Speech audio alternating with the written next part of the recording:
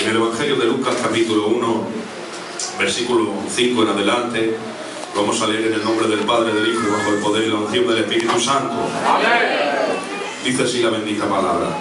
Hubo en los días de Herodes, rey de Judea, un sacerdote llamado Zacarías, de la clase de Abías. Su mujer era de las hijas de Aarón y se llamaba Elisabet. Ambos eran justos delante de Dios y andaban irreprensibles en todos los mandamientos y ordenanzas del Señor. Pero no tenían hijo porque Elisabet era estéril y ambos eran ya de edad avanzada. Aconteció que ejerciendo Zacarías el sacerdocio delante de Dios, según el orden de su clase, conforme a la costumbre del sacerdocio, le tocó en suerte ofrecer el incienso entrando en el santuario del Señor. Amén a su palabra. Amén. Creo que ya conocen esta escritura, ¿verdad? Les habrán predicado muchísimas veces de este acontecimiento tan conocido en medio del pueblo de Dios. Creo que lo habrán leído en las escrituras. Zacarías y Elisabet son los padres del conocido Juan el Bautista. ¿Saben? Zacarías, como hemos leído, le ha tocado a suertes ser el que ofreciera incienso en el templo, en el lugar santísimo. Yo les voy a relatar brevemente, durante 5 minutos, este acontecimiento para que luego podamos entrar en la palabra. Miren, a Zacarías le ha tocado a suerte. Él es descendiente del linaje de Aarón, su mujer Elisabet es descendiente de Aarón, ellos son de la tribu de Leví, ellos eran sacerdotes de linaje. Saben, en los tiempos de Zacarías había muchísimos sacerdotes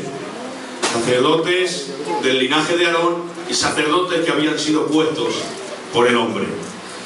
En los tiempos de Aarón y de Moisés era fácil que te tocara, puesto que habían solamente 3 o 4 sacerdotes. Era muy fácil que te tocara ministrar en el lugar santísimo.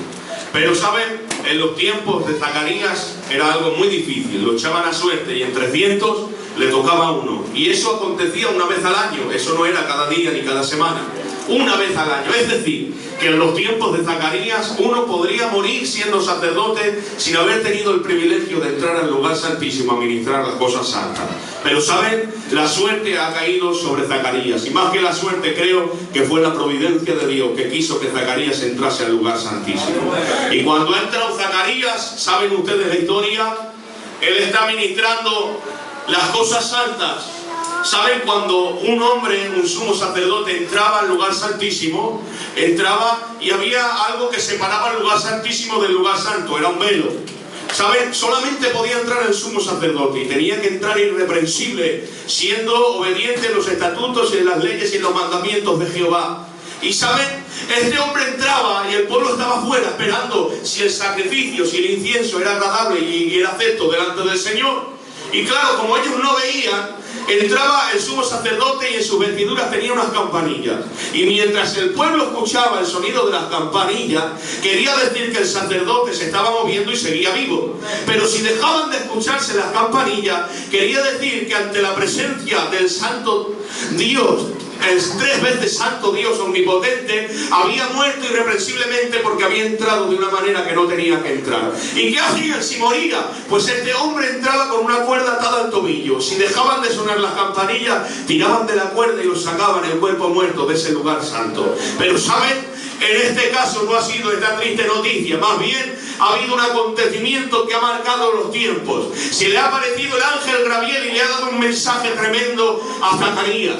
Le ha dicho: mira, Zacarías, tu petición ha sido oída, ha sido visto delante del Señor, tu comportamiento, tu actitud, tu manera de vivir ha sido irreprensible, dice la palabra. Tú y tu compañera, y Dios lo ha visto y me ha mandado para que te dé un mensaje. Vas a tener un hijo y se va a llamar Juan. Dice que Zacarías no lo ha creído porque es avanzado de edad y le dice: esta va a ser la señal, porque hasta que no veas a tu hijo y lo tengas en tus brazos no vas a poder hablar. Cuando sale Zacarías, hermanos, se ha quedado mudo y todo el mundo se sorprende y dice: ¿qué habrá visto Zacarías en ese lugar santo que ni siquiera puede hablar? ¿Saben?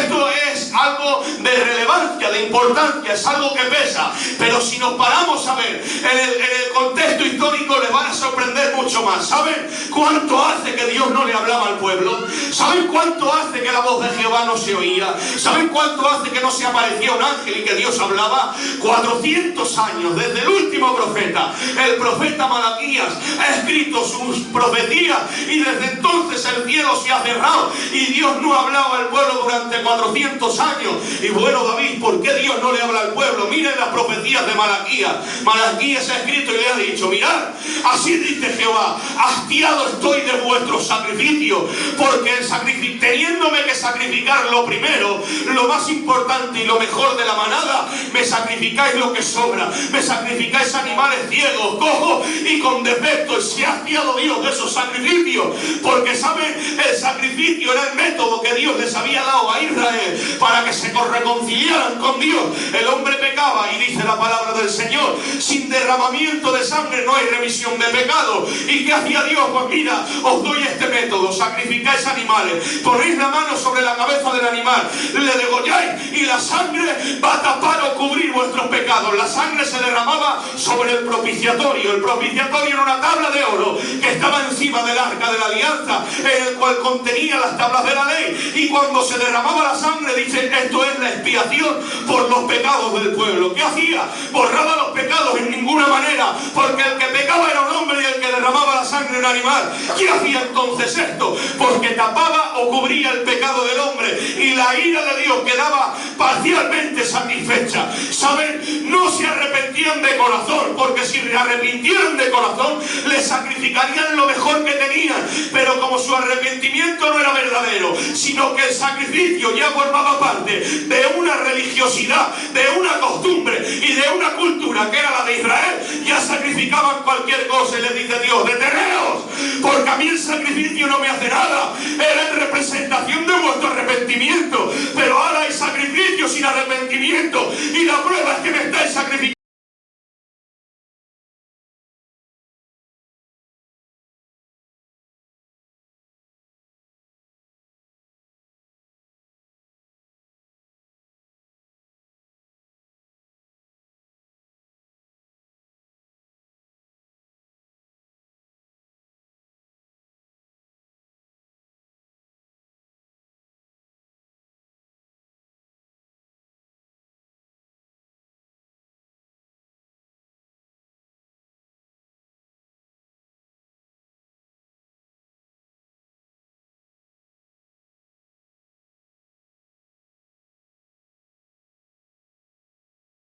No quiere lugares, ni puestos, ni aplausos. Este es lo que ha hecho: sacrificar de corazón. Dios ha tenido que romper su silencio. Le ha enviado un ángel y le ha dicho: tu petición ha sido vista delante de los ojos de Jehová. Bendito sea su nombre. Dámale a Dios, por favor.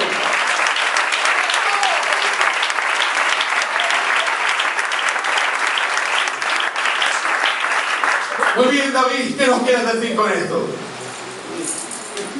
Que a Dios no le impacta una gran multitud.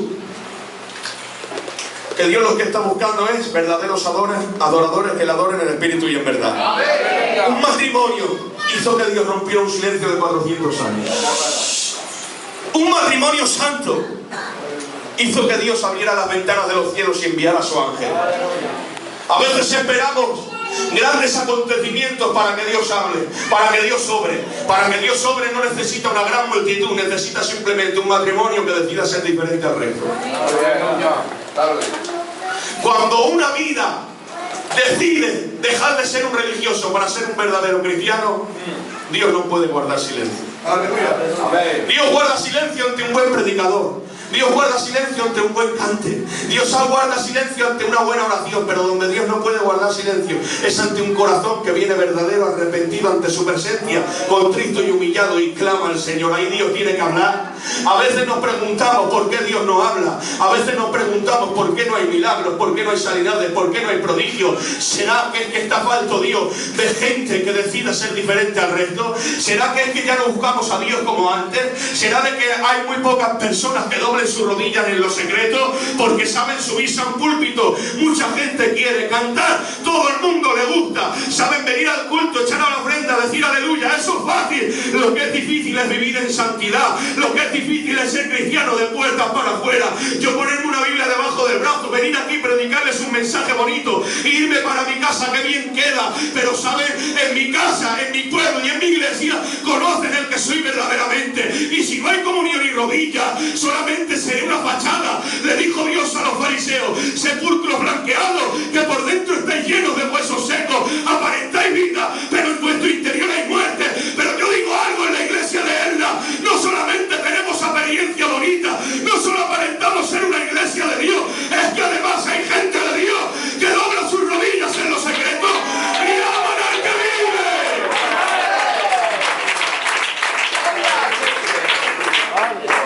¿Saben? Dios te bendiga. Se nota que es medio familia mía.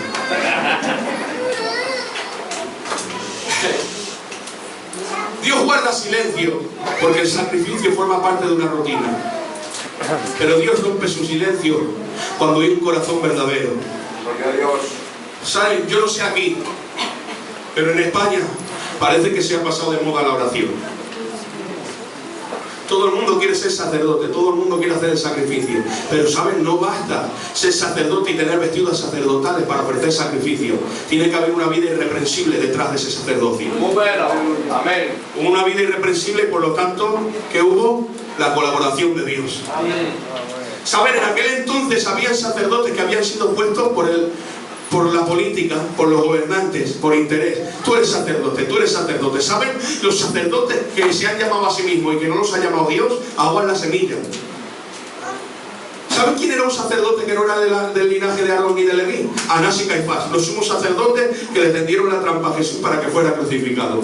Quisieron ahogar la semilla, como no eran de Dios, como no eran del linaje, como no los había llamado Dios, que los había llamado el hombre, servían para ahogar. Porque los que no son quieren ahogar a los que son. El que era de verdad era Juan.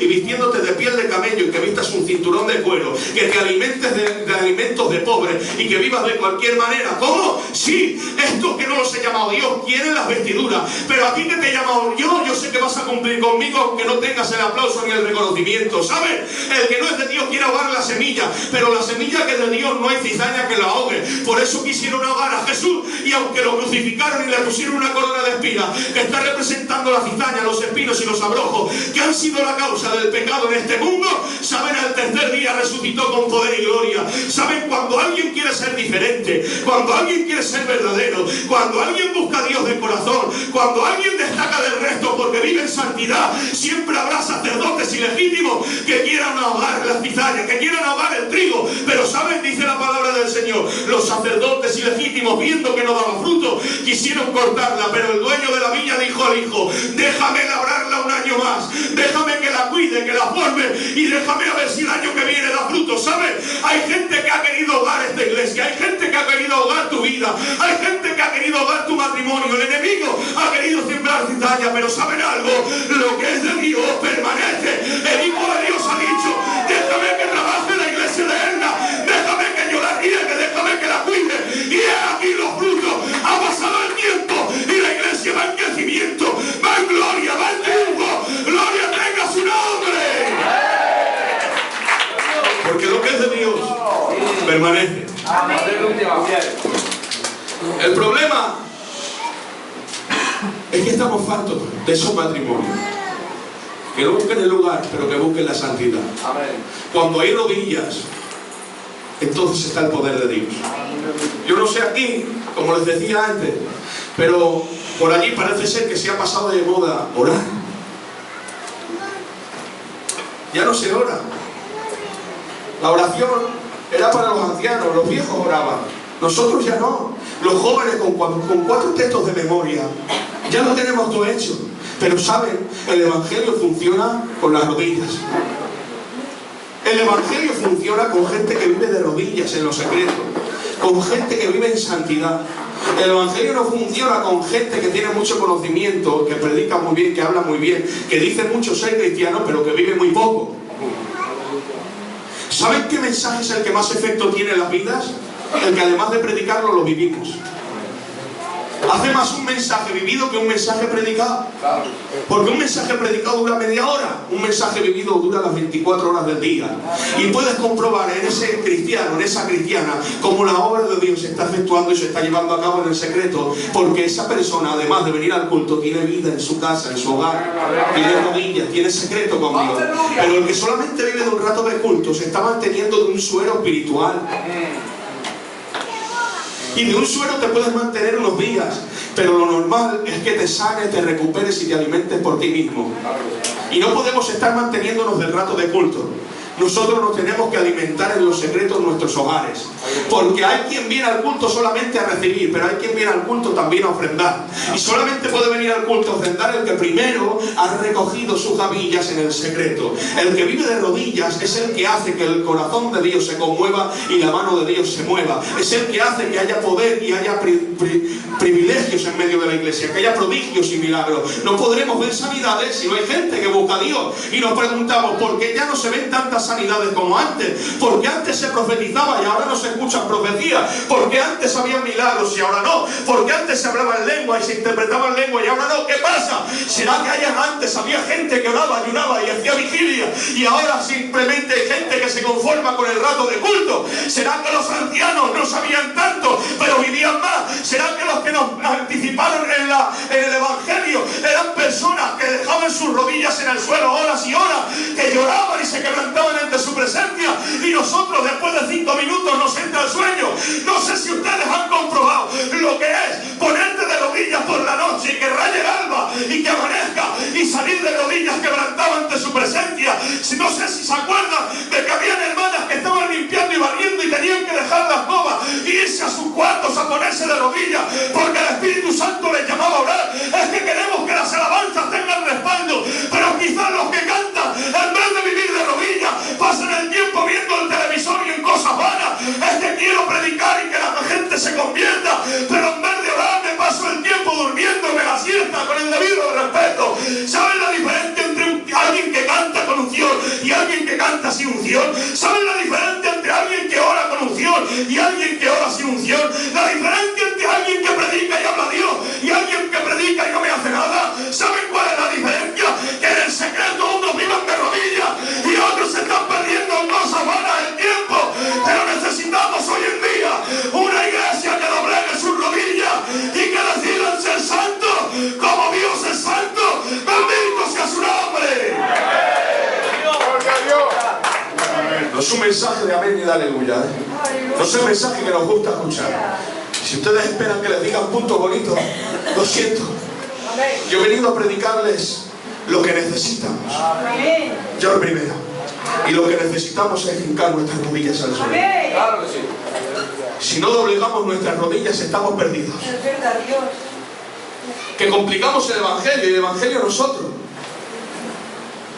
Lectura y oración. El que se llena de Dios, luego se nota en su caminar, se nota en su manera de hablar, se nota en su manera de actuar, se nota en su manera de orar, se nota en su manera de cantar la predica. Se nota el que vive en oración y el que no. El que vive en oración lo transmite. Siéntate en el culto al lado de alguien que nunca ora. Vienes a lo mejor que estás atareado todo el día y te sientas al lado de él y él que está peor que tú te empieza a hablar y te pierdes la bendición del culto. Pero qué alegría cuando te sientas al lado de un hermano o de una hermana que están llenos de Dios. A lo mejor tú vienes de trabajar atareado, te sientas al lado de él y ves que está quebrantado y hablando en lengua y está tan lleno de Dios que te lo transmite a ti, y cuando te das cuenta tú también estás gozándote, orando y alabando al Señor. Se dan cuenta lo que hace gente que ora. Lo que hace gente que ora es que se transmite en su vida y luego va en su matrimonio. Entonces el avivamiento empieza en su hogar y de su hogar lo transmite a la iglesia. Lo que pasa es que queremos conmover naciones cuando todavía no se han conmovido nuestras entrañas espirituales. Primero tenemos que conmovernos nosotros, darnos cuenta de que el Evangelio es muy importante para vivir de cualquier manera. Yo no puedo esperar estar afanado en cosas vanas y luego esperar que sea la unción de Dios la que me respalde en el culto. Yo lo que tengo que hacer es que primero en mi vida sea Dios, luego Dios y luego Dios, porque dice la palabra, buscar el reino de Dios y su justicia y todo será dado por añadidura. El problema es que estamos afanados en las y nos hemos olvidado de lo primero. Lo primero es el reino de Dios. Lo primero es el reino de Dios. Lo primero es el reino de Dios. Bendito sea su nombre. Estoy afanado, que no me falte dinero, que no me falte esto, y estoy dedicando tiempo a cosas vanas. Me dijo un siervo del Señor, le dedicamos tanto tiempo a las cosas que no son malas, que no le dedicamos tiempo a las cosas que son buenas. Cuando le dedicas tanto tiempo a las cosas que no son malas y no le dedicas tiempo a las cosas buenas, las que no son malas se están volviendo malas. Porque es el arma que está usando el enemigo para alejarnos de él. Es el entretenimiento que está usando el enemigo para que dejes de orar. Es la manera que tiene el diablo de desviarte de la voluntad del Señor. Y saben, el que no ora, su mirada y su pensamiento es carnal. Y cuando ve su manera de vivir, se ve reflejado en la palabra, entonces ¿qué hace? Como no se ve capacitado para cambiar, ni quiere, ¿qué hace? Buscar excusas. Vamos a buscar excusas. Es que no cambio porque no puedo. Es que me cuesta mucho ser cristiano. Es que me cuesta mucho vivir en santidad. Claro, a los demás no nos cuesta. Es que claro, es que está tan mal la economía. Claro, los demás vamos a buscar chatarra y cada día encontramos 3.000 euros de chatarra. Tú no. Claro, por eso a ti te cuesta y a mí no. ¿Qué va? La crisis es para todos. Vamos a buscar todos chatarra y ninguno encontramos nada. Vamos al mercado y apenas nos estrenamos. Todos tenemos los mismos problemas. Todos vivimos en el mismo cuerpo de carne. Todos tenemos concupiscencia, el recuerdo de los pecados anteriormente cometidos que nos viene al presente y nos produce deseos de pecar. Todos luchamos con nuestra carne. Intentamos no pecar. ¿Saben la diferencia entre unos y otros? Que unos se acuerdan del versículo del capítulo 7 de Romanos. Al final dice, y claro, miserable de mí, ¿quién me librará de este cuerpo de muerte? Que lo que quiero hacer no hago y lo que quiero hacer, eso hago. Claro, ¿qué pasa? Todos se conocen este versículo, es el versículo más famoso para el carnal. El que quiere justificar su mala manera de vivir, su carnalidad y que no cambia. Pero no se acuerdan que después de ese versículo empieza el capítulo 8 de Romanos que dice, pero hay una ley que está por encima de la ley de la carne, es la ley del Espíritu de gracia que me ha librado y me ha dado poder y autoridad. ¿Saben qué dice la palabra? Porque yo no seré dado espíritu de cobardía, sino de poder y de dominio propio. ¿Saben qué dijo el apóstol Pablo? Todo lo puede un Cristo que en él me fortalece. Que te cuesta ser cristiano, a mí también. Que te cuesta ponerte de rodillas, a mí también. Lo que pasa es que hay gente que quiere cambiar y gente que no. El que quiere cambiar se agarra su palabra. El que quiere cambiar se pone de rodillas. El que no quiere cambiar busca excusas.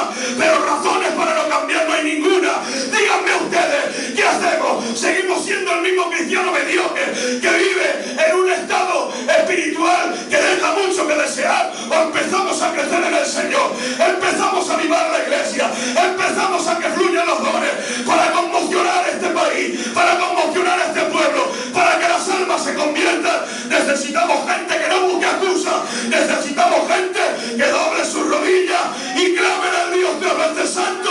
Bendito sea su nombre. Gloria a Dios. ¿Qué hacemos? No es fácil orar, aunque es lo mejor de este mundo. Cuando te quieres poner a orar, la carnalidad te vence muchas veces. Cuando quieres leer, la carnalidad te quita las ganas de leer, porque la carne no está presta a las cosas de Dios. Se pone uno a hablar con los amigos y se le dan las tantas de la madrugada, en la puerta del culto, hablando cosas que le dieron tarde. Cuando uno quiere orar y leer, enseguida te entra el sueño. Pero ¿saben?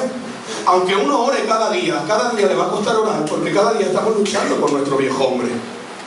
Lo que pasa es que si nos dejamos vencer por la pereza y la carnalidad, mañana me costará el doble y pasado el triple. Lo que no puedo hacer es bajar la guardia, porque a la que baje la guardia, el demonio está como león rugiente buscando a quien devorar. Y a la que bajo la guardia me ha buscado la ruina. Y he empezado a tropezar, a caer, y mi vida espiritual ha empezado a entrar en decadencia. Cuando me he dado cuenta, lo que había avanzado lo he retrocedido y sigo siendo el mismo. Yo no sé ustedes, pero yo a veces me he cansado de estar pidiendo perdón a Dios por lo mismo. Qué triste es que cada vez que me ponga de rodillas tenga que ser para pedirle perdón a Dios. ¿No sería bueno vivir una vida estable en Dios y en santidad, para que cuando me ponga de rodillas no sea simplemente para pedirle perdón, sino simplemente porque quiero estar un rato a solas y en comunión con Él? Amén. Me he cansado. He dicho, Dios mío, no quiero estar tropezando siempre con lo mismo. Quiero entrar en tu presencia simplemente como amigo, como padre e hijo. Quiero hablar contigo y disfrutar de tu presencia. ¿Sabes? No sé si lo dije aquí, pero la oración es imprescindible para el cristiano. ¿Sabes lo que le ha costado a Dios? Como les decía al principio, había un velo que separaba el lugar santísimo del lugar santo. Una vez al año, un hombre en representación del pueblo entraba a ministrar las cosas santas. ¿Puedes tocar? ¿Hay alguien que sepa tocar? O la guitarrita o lo que sea. Miren, una vez al año entraba el sacerdote en representación del pueblo. Ellos no podían entrar al lugar santísimo. Tenía que entrar un hombre en representación del pueblo. Una vez al año. ¿Por qué? Porque del lugar santísimo al lugar santo había un velo que lo separaba. Pero miren, Dios se ha hecho hombre y ha habitado entre los mortales. El verbo de Dios se ha hecho carne, el todo Dios y el todo hombre. Él era todo hombre, dice la palabra del Señor en el libro de Hebreos: me preparaste el cuerpo. El hombre se compone de cuerpo, alma y espíritu. Y sabemos que Dios era todo hombre porque dice la palabra: me preparaste el cuerpo. En el Getsemaní ha dicho Jesús: mi alma está angustiada hasta la muerte. Tiene alma.